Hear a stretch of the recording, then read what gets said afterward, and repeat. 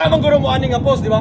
Wala gipang comments ako mga followers, gipang chat sa kuya, kung sa imong reaction, kung sa imong maistorya ani. Sige, pagbigyan na to na. Ba? Tinanggihan, inuna ang iPhone. Yun ay ga-post no.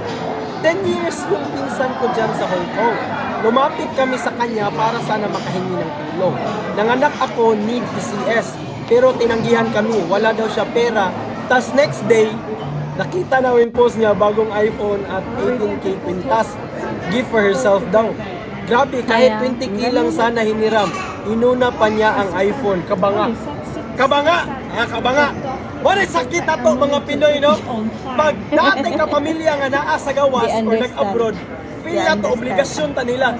Wala tilabot anay. Sila mo naning kamot dito. Wala na sila kaakibat dito nga kapamilya. Wala kaila. Nanarbaho nga wala. Bay, totally strangers na nasa palibot. Kabalo kaon sa kalisod na. Unya ikaw na ara diri sa Pilipinas. Gapatak ka arag desisyon sa kinabuhi niya. Dili may kaya tindugan ng mga desisyon.